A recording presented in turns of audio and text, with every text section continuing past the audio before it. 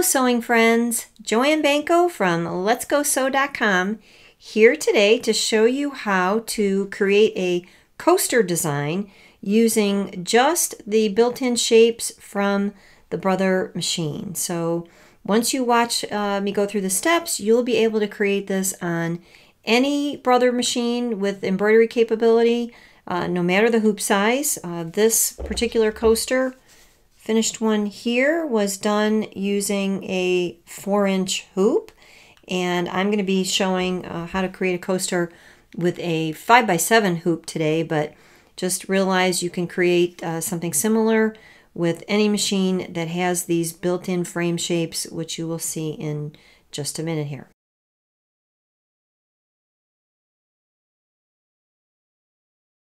So let's go ahead and get started. I'm going to go ahead and touch the embroidery key, and you can see these are my built-in frame shapes, and that's a familiar key again on many machines, and in the Brother line you will see this key on every machine with embroidery capability. If we touch this key, you're going to see multiple shapes and multiple stitch selections. So every shape can be selected and then matched with whatever particular type of stitch you want to create that shape with. You may find a little bit of variables from machine to machine as far as the stitch options here, but I've got 14 to choose from, and then I've got 10 shapes to choose from. So I'm going to start with the Octagon. That is my favorite shape for creating coasters, and I want to build the center area, which you see here on this particular one is an applique. So realize that you can do the same applique technique using any shape on any type of project. So think about different fabrics, different items that you might want to use an applique shape for, and just follow these steps, and you could do the applique part separately from what I'm doing to create the entire coaster.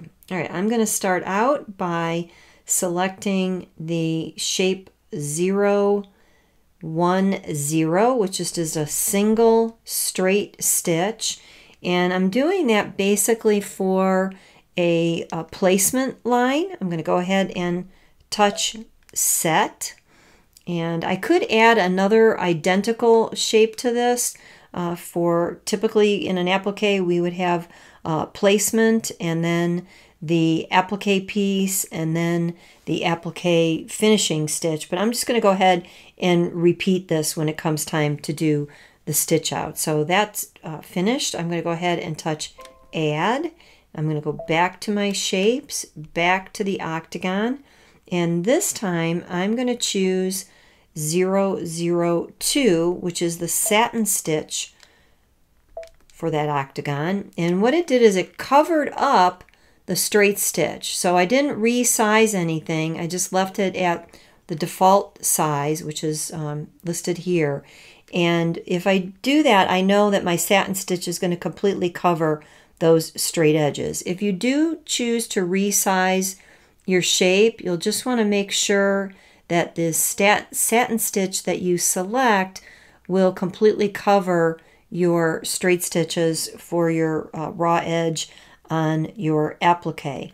And I'll give you a little tip on that when we get started so that you see what exactly what I mean. But for this particular case, I'm not going to need to change anything. So I'm going to go ahead now. I'm going to touch add again. And what I want to do is build out all of the steps, so when I show you how to stitch this, everything will be in the right order. So the next thing I want to do is add a decorative frame to this. So I'm going to choose again the Octagon, and then I'm going to choose 007, which happens to be one of my favorites. I'm going to touch set, and I want to resize this so it's just overlapping a little bit of those satin stitches, but also stitching a little bit outside that. So I'm going to go to edit, and I'm going to touch size, and again I want that just a little bit larger, so I'm going to increase that until I have 2.92. I'm going to do a preview on that so you can see that up close. And what I wanted for this particular effect was to have the zigzag portion of that decorative stitch to fall slightly over the satin stitches, and then have the rest of it just poke out from around that frame. So I'm good to go with that. I'm going to touch close. I'm going to touch OK so that I can get back to add again. And I'm going to add a second frame shape. I'm going to choose again the Octagon and that same stitch selection, which is 007. I'm going to touch set, edit, and this one I'm going to resize a little bit larger. So I'll have a second frame right around the blank area on the coaster just to give it a little bit more of a decorative effect. So I'm going to touch the size key and I'm going to proportionately resize that until I get to 3.80, right around there. Okay, I'm going to touch OK. And now my whole decorative aspect of that coaster is done. That's going to be what's prominent, but I need to actually create the stitches that are going to be my outlines for stitching the actual coaster and creating the lining so that I can finish this. So I'm going to touch add.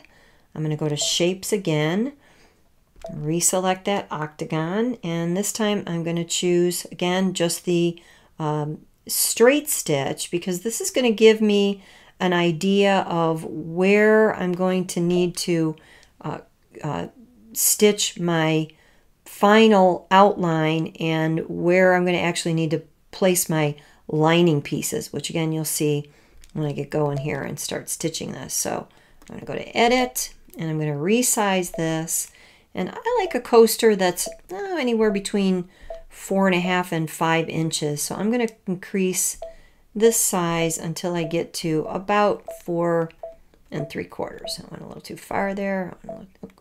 Okay, there we go. I want to leave that at 4.77. So my finished coaster will measure at about 4 3/4. I need to add one more outline. That again, that's going to be my placement line so I could see for my lining, but I need one more stitch to finish the coaster, sew it all together, and create the final piece. And in this case, I want to now choose 001 for my final outline, because that is a triple stitch. It's going to stitch around 3 times. It will allow me then to cut close to the raw edge of the seam line that's created and trim the corners a little bit and have extra strength for my stitching there. So I'm going to touch edit and I'm going to touch size, and I want this final one to be very close to that last placement line, but just a little bit smaller. Actually need it just a teeny bit smaller so that my outline stitching that I did there previously won't end up showing on the outside. So if that was 477, I'm going to make this 476. Let's go ahead and preview that whole thing so that you can see that. It's pretty obvious now that that is going to be a perfect coaster stitch out. Go ahead and touch close. I'm going to touch OK. I could go in and change my stitch thread colors by using my color palette key and going through, for example, if I know I wanted this satin stitch to be blue, I could touch that, and I could touch the key for the blue thread. I could keep going through and do that for all of the different colors in this design. Let's go ahead and just drag that down so you can see all of those could be changed. I'm not going to stitch anything with black. You'll see that when I get started, but I'm just going to go ahead and leave those colors as is. We'll just leave the blue so that you can see that one well defined. Go ahead and touch OK, and I'm going to proceed to embroidery. All right, I'm going to get my fabric all ready, and I'll be back when I'm ready to stitch at the machine. Okay, I've got my fabric backed with fusible craft fleece, and I'm just using a regular quilt cotton for this project. And You could just layer this with a layer of batting if you like, but I like to use the fusible. It just gives it a little bit more security. And I've got my machine threaded with the first thread color. I've got an embroidery needle in the machine, size 11, and we are good to go. And let's go sew. Hoop on. And the first stitch that is going to stitch out is going to be an outline for placement of the applique piece. And I've already prepared my applique piece with fusible. Any fusible webbing will work. I chose a very lightweight one, the Fuse Me stabilizer from Designs in Machine Embroidery. It's very lightweight and has a really, really nice bond. Now, I've already gone ahead and pre-cut my applique piece, just using a guesstimate of the size. But if you look, the whole idea behind stitching this placement line is to give me an idea of what size applique piece I need. All right, so I've got my placement line stitched out, and because this fabric, which I've already got prepared, I've got the fusible backing on here. I used the Fuse Me by Designs in Machine Embroidery to make this into a fusible applique. But I've got a very precise pattern here, and I want to have my alignment for the applique so that this center stripe falls in the center of this octagon. So I'm going to be a little bit fussy here by measuring that. And I'm just going to line up my ruler there so that's centered on 1 inch. I'll mark that at 1/2 inch. Same thing there at the top. Of course, I'm using a washout marker, so all of these markings can be removed when I'm finished. And I'm just going to fold this piece so that the center line of that motif is right in the center of the fabric there. I'm going to line that up with my center lines there. Unfold that. I want to make sure I get that star in the area there and that star in the area there. So, all right, let's just double check this. See where this comes out. Right about on the edge of that red. Right about there. That lined right up.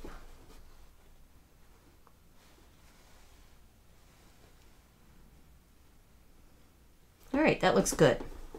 Now, I'm going to go ahead and just put a little bit of Scotch tape on this to hold that applique in place. Just temporarily. Shouldn't move around too much, but I just want to make sure. And if you remember, I said I was going to go ahead and I'm going to go back up. So I'm just going to use my plus minus key here and back up and do that straight stitch outline one more time. So the same line I used for my placement is going to become my cutting line for the applique.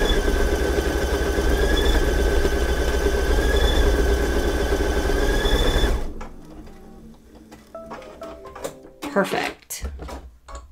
All right, the next task is for me to get that trimmed so that the fabric is trimmed close to that stitching line. Go ahead and remove this tape. And I'm using curved tip scissors. I got my favorite Kai scissors here, and I love using these for applique work. I just want to get that trimmed right up close to the edge.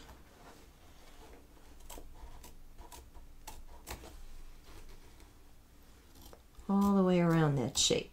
And I'll just give you a little tip. If you're doing a little bit more of an intricate shape that has some areas you need to get into, or it's got a lot of curves, and you may want to use this little trick that I've used multiple times, and that is to clip up to the stitches in multiple places, and it just gives you a little tab to hold on to. And if you have multiple tabs, you can use that to just pick up the fabric a little bit and make sure that you get cut close right where you need to go. And you're not having to cut such a large piece at one time. You're just cutting multiple small pieces, and it helps you keep very accurate.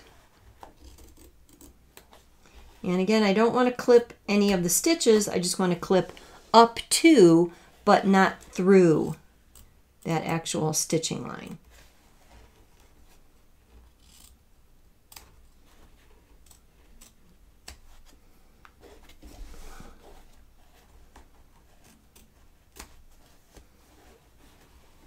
It's finished. There we go. All right, I'm going to slide this back on the machine, and the next part of the stitching sequence is the satin stitching. So I'm going to go ahead and stitch that out. And while that stitches, I'll just tell you that this is one of the reasons I really prefer using fusible, is that just gives your applique fabric more security. So when that's stitched in place, the raw edges are covered, ideally you shouldn't have any issues with the fabric pulling away, but knowing that that is ironed on, fused to the fabric, is just going to give extra security in knowing that that fabric is not going to move.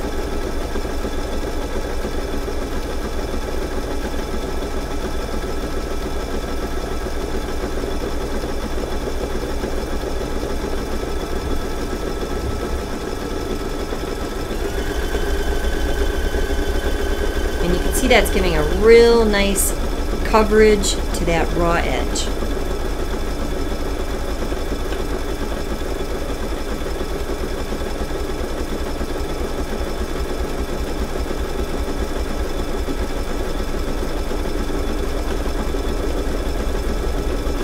So obviously I'm using a fabric that really requires a little bit more precision, but if you're using something that's just got a random print like my coaster here, you don't have to be so fussy about where you place that piece. And so the more random your print is, the more forgiving this project will be. And you'll be amazed at how quick and easy these are to create with just those few steps. If I were to save this in the memory or to a portable memory, I could stitch these over and over and over again, and my basic design work is already done. Of course, using other shapes is a lot of fun too. So, all right, my next part of the stitching is the decorative part that's going to go over the satin stitching. So I'm going to go ahead and switch out my thread color because I want a little contrast here. So I'm going to change over to red. So this particular decorative pattern has a little bit of a zigzaggy stitch, and then it has little dots that form in between those stitches. And they're really, they're very, very pretty, and can be done in so many different colors. I think it kind of mimics a little bit of a fireworks effect for this particular project.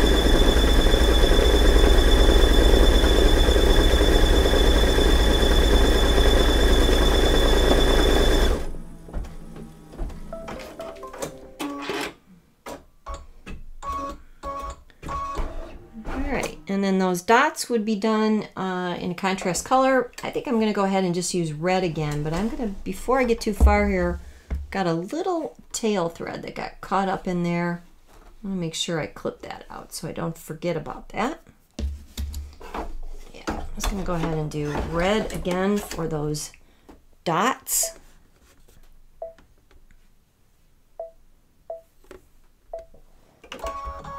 Here we go.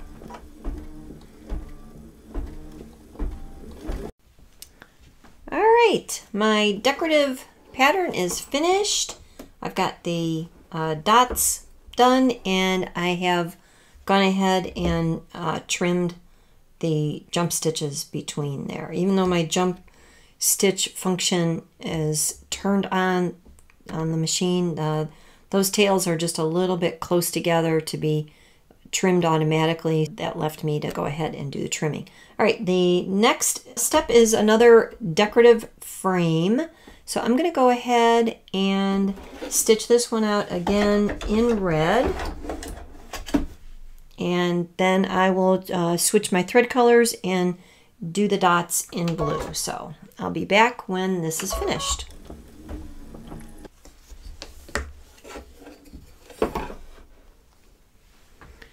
All right, the decorative stitching is all finished and we are ready to finish up the sewing of this coaster. So I'm going to go ahead and change my thread color to one that's going to blend a little bit closer with the fabric for the finishing stitch, just like you would if you were sewing this on a machine. And I've got white bobbin thread in there, which is perfectly fine. Everything's going to just blend right in.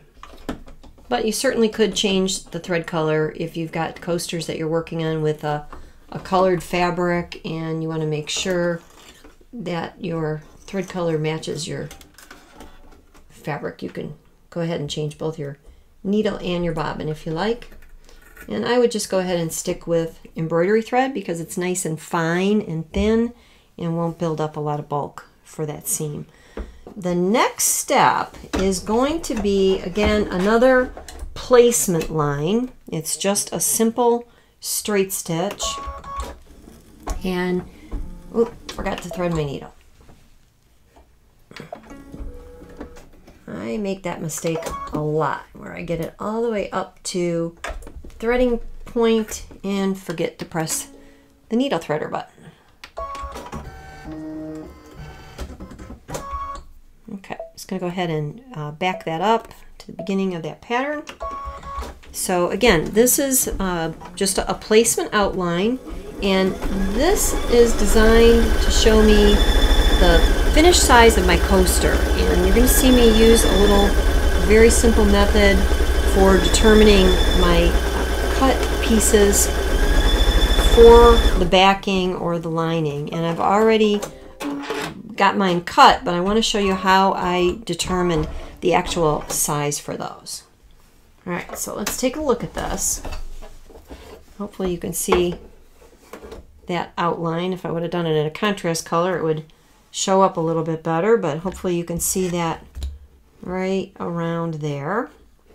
Okay, so that's essentially the size of my coaster when it's going to be finished. So you can see it's just a little bit larger than the one that was done in the 4-inch hoop, but this is still a nice size. So if you just have a 4-inch hoop, no worries. You can still create nice size coasters. You would just want to use the absolute maximum that you could get out of your hoop for this particular size. So I need lining pieces that are going to cover all of this raw edge and give me enough on the outside for a seam allowance. And since your coasters could be different sizes and your shapes could be different as well, I came up with just a really simple method for creating a pattern for your lining. So just take a piece of ordinary computer paper, fold it in half because you're going to need to cut your fabric on the fold, and I'll show you that in a minute. But once you've done that, then you can simply place it over your shape. Get that into view a little bit so you can see that a little bit better. And I want to make sure I have a 1/2 inch overlap at the upper edge of that, beyond that stitching line, the lower edge, and then of course to the outside here as well. So I'm just going to pull that down until I have about a 1/2 inch there. And I would want this to meet in the center. So I'm going to end up needing to cut 2 of these folded pieces, one for the right, one for the left, and have them meet right in the center, just like you see on this finished coaster where I've slipped the cork in. And I've got a little bit more on that in the written instructions that you'll see coordinating with this video. But I need a 1/2 there. I need about a 1/2 there. So let me scribble that in. And then I need about a 1/2 inch on that outside edge there. So right about there. Now once I've got that figured, I could then of course take a ruler, and you've got my general area there, cut that out, straighten out those lines, and I've essentially got pieces like this. This may be just a little bit larger, but larger is always better than smaller, so just go with that. So I've got 2 pieces, and I want to line that up in the center again. And I actually went ahead and took off my center markings there from that pen. I might want to draw those back in there just a little bit. Lines right up with that center dot there. And I want to put my one lining piece there, and then the second folded piece. So remember, if we went ahead and we used this as the paper pattern, let me go ahead and just cut this real quick. If that was my paper pattern, I would cut 2 pieces, single layer, and then fold and press that. So that's my fold right in the center there. All right, so both of these need to be lined up. And again, I've got plenty overlapping on the sides there, and I've got plenty overlapping on the top and bottom. I want at least a 1/2 inch. Now, my stitching is going to be my final stitching, and I want to make sure that these pieces don't move when I stitch it. So I'm going to go ahead, I'm going to tape this all the way from end to end, and I'm using Scotch tape, which is okay to stitch through. You just wouldn't want to leave this on your fabric for any length of time. Now, you may have seen coasters like this done before, where the center back area is overlapped, and that is perfectly fine. That's your choice. Just make your lining pieces, your backing pieces, a little bit larger, and you can do the overlap. I chose to leave a center opening in the middle so that I could slip in a piece of cork or another piece of plastic. A shelf liner actually works. Something to keep that totally resistant from any moisture going through from the top to the back side. So if you do an overlap, it's a nice neat finish. But if you want to put a filler in there, it makes it a little bit hard to get those pieces tucked in because you don't have as much maneuverability to split that opening. So your choice, but by leaving that split in the middle, it allows me to get that piece inserted in there very, very easily. So I've got that all taped down, and I'm going to go ahead and tape at each end so that I have no shifting on there. And you really want to make sure that you are taping that securely. Use whatever tape you like. The transport tape works well for this. Painter's tape a lot of times works very well. You just need a low tack tape that's easy to remove and will not gum up the needle when you stitch it. So I'm all good to go there. I don't think I need to add any more tape to the sides, although you certainly could if your fabric's a little bit more slippery, but this is very, very important. The other thing I'm going to do is I'm just going to grab a chopstick. I like to use these just as a little holding tool so that as this is stitching, I can make sure that stays nice and smooth and flat. You might also want to go into your speed setting at this point and reduce the speed, just again so that you can be very careful and make sure you have no shifting that takes place on that final stitched line. Okay, go ahead and start that up, and remember this is going to triple stitch around there, so that's going to give us very good strength to that seam. Never get your fingers anywhere near that needle. That's why the chopstick works really well, just to help me keep that tamp down, keep that nice and smooth.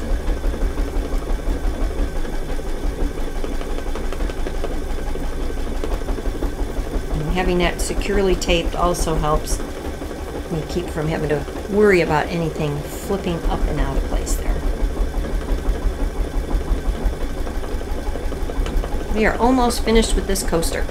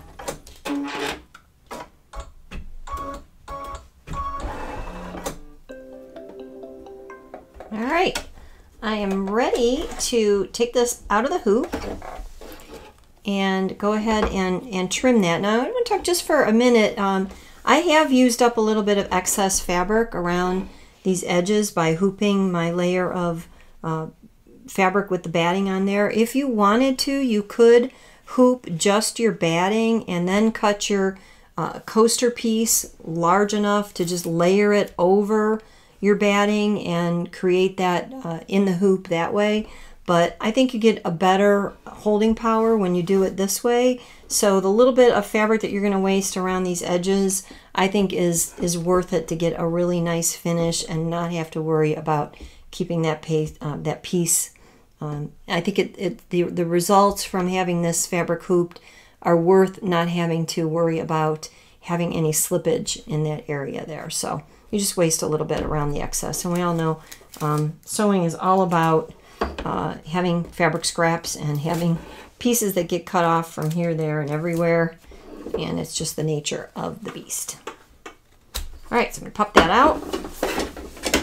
I'm going to go ahead now and I'm going to just take my regular scissors and I'm going to trim so that I have about a 1/4 inch seam allowance. Don't need much more than that, but you don't want a whole lot less than that. And then I'm going to remove any excess tape. That should just pull right away. The Scotch tape pretty much perforates. Comes off really, really easy. Make sure I don't have any tape left there. Piece there. And then the last thing I want to do is clip all of these corners. So I have a little bit less bulk there on all of that octagon shape. And you saw me use the chopstick for substitute for getting my fingers in the way there. I'm going to use that same chopstick to help me turn this right side out. So right through that opening, pop that to the right side, and then use that chopstick to poke out each one of those points. Again, this is why we want to use the triple stitch for that final outline, because that's going to give our seam strength. Now you also notice that for the backing or lining, I used the self-same fabric that I had for my top. I would highly recommend that when you go to turn this right side out and press it. If your fabric on your back matches the fabric on your front, it's much more forgiving for pressing those edges and not having any contrast show up there. All right, there we go. All I need is a final press on this, remove those marks a little bit, and then I can add that lining inside there if I want to put cork or plastic or shelf liner, something to keep that moisture from coming through, and then I can hand tack that opening closed if I like, or just simply leave it as is. All right, I just want to wrap up by showing you I have finished the coaster by giving it a good pressing, so my applique is all fused in place there. And then I went ahead and cut a piece of shelf liner, which is some sort of vinyl, something that's completely water resistant. And I just cut it slightly smaller. Don't forget you've got seam allowance in there, so you want to be able to fit that in without it being too close to those edges. And I'm just going to go ahead and slip that inside there. Let's see what matches up best shape-wise. There we go. So I'm just going to slide that in. And that's why you want to have this center opening so that you can maneuver that piece in there. If you're using cork, you're not going to be able to flex that quite as much, so be a little bit careful with that. Let's get that pushed into place. Smooth it from the outside, and you've got a beautiful finished coaster. I hope you enjoy it.